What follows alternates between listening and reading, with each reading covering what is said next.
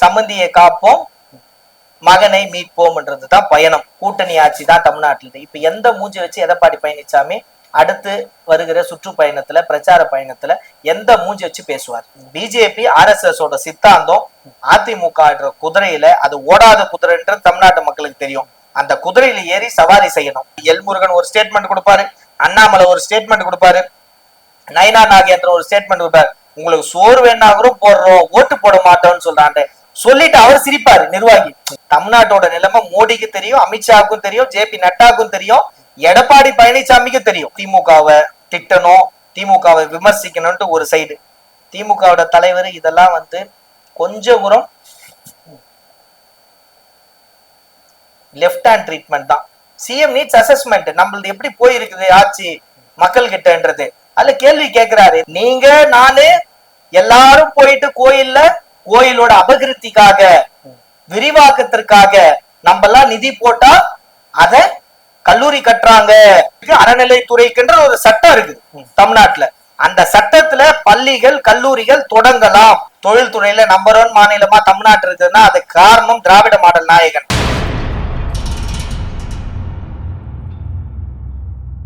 இந்த மாதம் 7ஆம் தேதியில இருந்துட்டு பிரச்சார பயணத்தை தொடங்கி இருக்கிற எடப்பாடி பழனிசாமி அவர்கள் பாத்தீங்கன்னா பல விஷயங்கள் பேசிட்டு இருக்காங்க. சமீபத்துல அமித்ஷா அவர்கள் மீண்டும் ஒரு விஷயத்தை உறுதிப்பட தமிழ்நாட்டுல 2026ல பாஜக அதிமுக கூட்டணி ஆட்சி அப்படின்றத மீண்டும் ஒரு தடவை வலியுறுத்தி பேசியிருக்காங்க. எடப்பாடி பழனிசாமி முதல் முறை இல்ல நாங்க தனித்து ஆட்சி அமைப்போம்னு சொன்னதுக்கு கூட்டணியை பொறுத்த வரைக்கும் அமித்ஷா சொல்வதுதான் வேத வாக்குன்னு ஒரு பக்கம் எல்முருகன் உள்ளிட்ட பாஜக சொல்றாங்க, இன்னொரு பக்கம் KP முனுசாமி போன்ற அதிமுக சொல்றாங்க எடப்பாடி சொல்வதுதான் வேத வாக்கு. இதுல எது இது பண்றது? இந்த கேள்வியோட தொடக்கத்துல என்ன கேட்டீங்க? சுற்றுப்பயணம். சுற்றுப்பயணத்துக்கு ஒரு பேர் வச்சிருக்காங்க. என்ன பேரு? மக்களை காப்போம், சம்மந்தியை காப்போம், மகனை மீட்போம். என்ன சொன்னீங்க? எனக்கு சரியா கேட்கல. மக்களை காப்போம், தமிழ்நாட்டை மீட்போம். சம்மந்தியை காப்போம், மகனை மீட்போம்ன்றதுதான் பயணம். சிபிஐ கேஸ், ED ரைடு இதெல்லாம் இருக்குதுன்றதுனாலதான் இந்த சுற்றுப்பயணத்தை மேற்கொண்டிருக்கிறார் எடப்பாடி பழனிசாமி. அதுல என்ன சொல்றாரு? நேத்து சொல்லிட்டாரா அமித்ஷா அதிமுகவும் பாஜகவும் தான் கூட்டணின்ட்டு ITC ஹோட்டல்ல பேசினாரு. அப்போ சொல்லிட்டாரு ADMK தலைமையில தான் கூட்டணின்னு சொல்லிட்டாரா? EPS தான் அதுக்கு தலைமை தாங்கினாருன்னு சொல்லிட்டாரா? பயணத்துல பேசிட்டாரு. விழுப்புரத்துல தான் பேசினாருன்னு நினைக்கிறேன். பேசி முடிச்சாரு. மறுநாளே அமித்ஷா பேட்டி கொடுத்துட்டாரு, கூட்டணி ஆட்சி தான் தமிழ்நாட்டில். இப்ப எந்த மூஞ்சி வச்சு எடப்பாடி பழனிசாமி அடுத்து வருகிற சுற்றுப்பயணத்துல பிரச்சார பயணத்துல எந்த மூஞ்சி வச்சு பேசுவார்? ஃபுல்லா முரண். அவங்களோட பிஜேபி RSS ஓட சித்தாந்தம் அதிமுக குதிரையில அது ஓடாத குதிரைன்றது தமிழ்நாட்டு மக்களுக்கு தெரியும். அந்த குதிரையில ஏறி சவாரி செய்யணும். அது முரண்பாடான கூட்டணி. ஆனா எடப்பாடி பழனிசாமி பூசி முழுகிறாரு. நாங்க இணக்கமா இருக்கோம். இணக்கமே கிடையாது. எல்முருகன் ஒரு ஸ்டேட்மெண்ட் கொடுப்பாரு, அண்ணாமலை ஒரு ஸ்டேட்மெண்ட் கொடுப்பாரு, நயனா நாகேந்திரன் ஒரு ஸ்டேட்மெண்ட் கொடுப்பாரு. நயனா நாகேந்திரனோட ஸ்டேட்மெண்ட் அந்த இது சொல்லும் போது விருதுநகர்ல பாத்திருப்பீங்க. அவங்க கட்சியோட நிர்வாகிகளை சந்திப்பு. அந்த சந்திப்புல ஒரு நிர்வாகி நயனா நாகேந்திரன் கிட்ட சொல்லுவாப்ல, அண்ணா நாங்க எல்லாம் போறோம்னா வீடு வீடா போறோம், பிரச்சாரம் பண்ண எல்லாம் சொல்றோம், உங்களுக்கு சோறு வேணாலும் போடுறோம், ஓட்டு போட மாட்டோம்னு சொல்றாங்க. சொல்லிட்டு அவர் சிரிப்பாரு நிர்வாகி. உடனே இவருக்கும் சிரிப்பு வரும். ஆனா பிரஸ் இருக்கிறது பார்த்து சூதாச்சிட்டு செட் விடுனார். அந்த ஒரு யதார்த்தமான நிலை என்னன்றது கிரவுண்ட்ல வேலை செய்யறவங்களுக்கு நல்லா தெரியுது. பிஜேபியில மோடிக்கே தெரியும் யதார்த்தோட நிலைமை. தமிழ்நாட்டோட நிலைமை மோடிக்கு தெரியும், அமித்ஷாவுக்கும் தெரியும், JP நட்டாவுக்கும் தெரியும், எடப்பாடி பழனிசாமிக்கு தெரியும். வேற வழி இல்லை, ஏதாச்சும் ஒண்ணு பண்ணணும். வேற இல்லாம அதனால திமுகவை திட்டணும், திமுகவை விமர்சிக்கணும்ட்டு ஒரு சைடு, திமுகவோட தலைவர் இதெல்லாம் கொஞ்சம் தூரம் லெஃப்ட் ஹேண்ட் ட்ரீட்மெண்ட் தான். ஓரணியில் தமிழ்நாடுன்றது அனௌன்ஸ் பண்ணிட்டு தமிழ்நாட்டு மக்கள் எல்லாம் ஓரணியில எதது மண்ணை காக்க, மக்களை காக்க, மொழியை காக்க, இனத்தை காக்க அன்றது ஓரணியில் தமிழ்நாடு வீடு வீடா. அது கூட எடப்பாடி பழனிசாமி விழுப்புரத்துல பேசுறாரு. 4.5 ஆண்டு காலம் ஆயிடுச்சு, இன்னைக்குதான் போய் மக்களை தெரியுதான்ற. எங்களுக்கு மக்களை தெரியுதான்னு எடப்பாடி பழனிசாமி சொல்லி தர தேவையில்ல. மக்களோட மக்களா இருக்கிற இயக்கம் திராவிட முன்னேற்ற கழகம் ஒரு அசஸ்மெண்ட்னு சொல்லுவாங்க. ஒரு கார்பரேட்ல ஒரு ஒர்க் பண்றீங்கன்னா அசஸ்மெண்ட் எப்ப நடத்துவாங்க? 1 இயர் முடிஞ்ச உடனே அப்ரைசல் வரும்போது அசஸ்மெண்ட் நடக்கும். அது மாதிரி 5 ஆண்டு காலம் ஆட்சின்னா 4 ஆண்டு காலம் முடிஞ்சிச்சு. he needs assessment. CM needs assessment. நம்மளது எப்படி போயிருக்குது ஆட்சி மக்கள் கிட்டன்றது. அதுல கேள்வி கேட்கிறாரு, இந்த ஆட்சியில நீங்க பயனடைஞ்சீங்களா? ஆம் இல்லை என்ற கேள்வி. ஆம். எந்த திட்டத்தின் மூலம் பயனடைந்தீர்கள்? அந்த திட்டம் உங்களுக்கு அரசாங்கத்தோட திட்டங்கள்லாம் உங்களுக்கு பிடிச்சிருக்கா? இந்த திட்டம் தொடரணும்னு நினைக்கிறீங்களா, வேண்டாம்னு நினைக்கிறீங்களா? இந்த மாதிரி கேள்விகள். ஒரு அரசாங்க திட்டத்தாவது உங்க வீட்டுல யாரனா பயனடைஞ்சார்களா? இதெல்லாம் வந்து செல்ஃப் அசஸ்மெண்ட். இதெல்லாம் எடப்பாடி பழனிசாமி என்னங்க தெரியும்? இதெல்லாம் அசஸ்மெண்ட். அவரோட ஆட்சியோட மதிப்பீடு பண்றாரு. எதற்கு? சட்டமன்றத்திலே சொல்லிட்டாரு, திராவிட மாடல் 2.0 இஸ் லோடிங். அந்த லோடிங்க்கு அசஸ்மெண்ட் பண்றாரு. நெக்ஸ்ட் ஆட்சி எப்படி தரணும்ன்றது அதெல்லாம் வந்து இதுவே பண்றது இல்ல முதலமைச்சர். இன்னும் உங்களுடன் ஸ்டாலின் திட்டத்துல இனி மக்கள் வந்து அரசு அலுவலக தேடி வர தேவையில்ல, அரசு அலுவலர்கள் உங்களை தேடி வர்றார்கள் என்ற ஒரு திட்டத்தை, மகத்தான திட்டம். இந்த திட்டம்லாம் காலை உணவு திட்டமா இருந்தாலும் சரி, நான் முதல்வன் திட்டமா இருந்தாலும் சரி, புதுமை பெண் திட்டமாக இருந்தாலும் சரி, விடியல் பயணமாக இருந்தாலும் சரி, கலைஞர் உரிமை தொகை இருந்தாலும் சரி, எண்ணற்ற திட்டங்கள். எப்படி திராவிட முன்னேற்ற கழகம் கலைஞர் ஆட்சி காலம் 96 2001 வந்து பொற்கால ஆட்சியோ, அந்த மாதிரி அண்ணன் தளபதியோட பொற்கால ஆட்சி இது. இல்ல இன்னொன்னு, தன்னுடைய சுற்றுப்பயணம் வந்து பாத்தீங்கன்னாக்கா முதல்வர் மு.க. ஸ்டாலினுடைய தூக்கத்தை வந்து கெடுத்துருச்சு.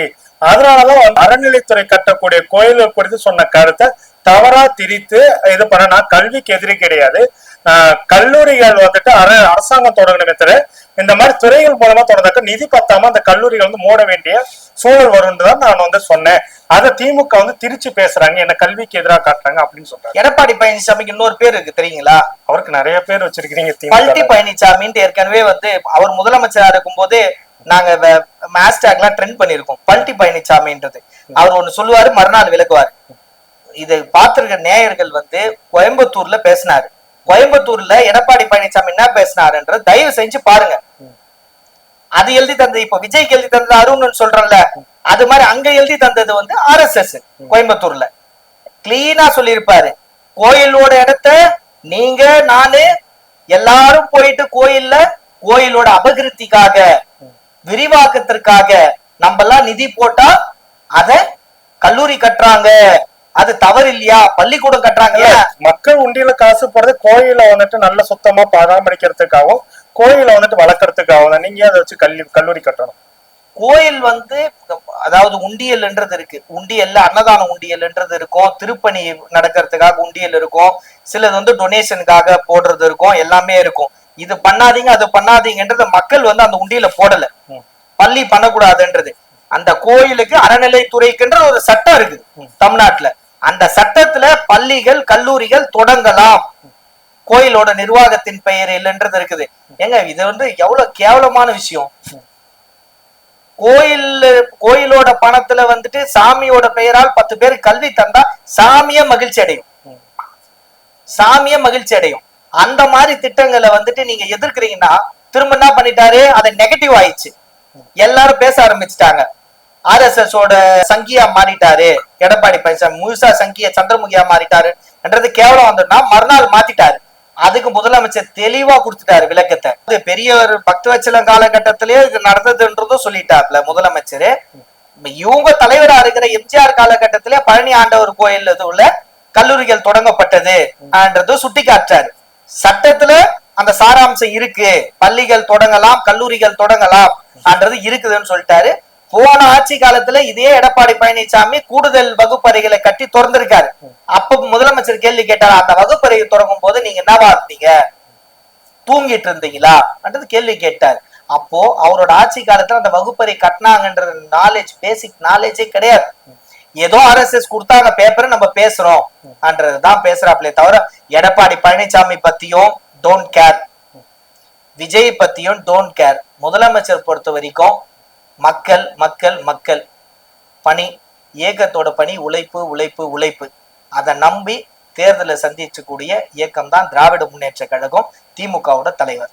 இன்னொரு விஷயம், எடப்பாடி பழனிசாமி வந்து சொல்றாரு மக்கள் நல திட்டத்தில்னு சொல்லிட்டு நிறைய துறைகள் ரீதியா கடன்கள் வாங்கியிருக்கீங்க, அந்த கடன்களை வந்து நீங்க வந்து சரியா மக்கள் நல திட்டத்துக்கு பயன்படுத்தல, பணத்தை எல்லாம் எடுத்துட்டு போயிட்டீங்க. இதுக்கெல்லாம் அதிமுக ஆட்சிக்கு வந்த பிறகு நாங்களே வந்துட்டு இதை விசாரிப்போம். அதை வந்து பல அமைச்சர்கள் வந்து சிறைக்கு போக வேண்டியிருக்கும்னு சொல்லி எச்சரிக்கை கொடுத்திருக்காரு. ஓ, இதெல்லாம் நடக்குமா? சரி, எடப்பாடி பழனிசாமிக்கு என்ன தெரியும்? திராவிட முன்னேற்ற கழக ஆட்சி இழக்கும் போது 50,000 கோடி கடன் இருந்தது தமிழ்நாட்டுல. தரும்போது எவ்வளவு கடனு? எத்தனை லட்சம் கோடி கடனு? உங்ககிட்ட 10 வருஷம் ஆட்சி காலத்தை கொடுத்தோம், நீங்க எவ்வளவு கொடுத்தீங்க கடனு? 5 லட்சம் கோடி கடனை வச்சு திவால் பத்தி போயிட்டீங்க. வந்த உடனே பிடிஆர் நிதித்துறை அமைச்சரா வந்தாரா? வந்த உடனே வெள்ளை அறிக்கை கொடுத்தாரா? எதெல்லாம் அரசாங்கத்துல தவறு நடத்துதுன்ட்டு எடப்பாடி பழனிசாமி என்ன தெரியும்? வந்த உடனே வெள்ளை அறிக்கை கொடுத்தவர் தான் நம்மளோட முதலமைச்சர். பைனான்ஸ் மினிஸ்டர் வச்சு வெள்ளை அறிக்கை கொடுத்தாரா? இதே சட்டமன்றத்துல பேசினாங்களா நிதி நிலைமை பத்தி? அதனால வந்துட்டு இந்த எடப்பாடி பழனிசாமி அரசியலுக்காக எதனாலும் பேசலாம், திவால் ஆக்கிட்டாங்க அதை ஆக்கிட்டாங்கன்றது. இன்னைக்கு தமிழ்நாட்டுல தொழில்துறையில நம்பர் 1 மாநிலமா தமிழ்நாட்டு இருக்குதுன்னா அது காரணம் திராவிட மாடல் நாயகன். ஹெச் ராஜா வந்து சொல்றாரு, கடந்த 4 ஆண்டுகள் 6,900க்கு மேற்பட்ட கொலை சம்பவங்கள்லாம் நடந்திருக்குது, தமிழ்நாட்டுல சட்டம் ஒழுங்கே சரியில்லை அப்படின்னு சொல்றாரு. அதை எப்படி எடுத்துக்கிறீங்க? ஹெச் ராஜா போயிட்டு யூபி, பீகார், சத்தீஸ்கர், மத்திய பிரதேஷ் இங்கெல்லாம் பார்த்துட்டு வரட்டும் சட்ட ஒழுங்கு பத்தி. அங்கெல்லாம் என்ன நடக்குதுன்றது.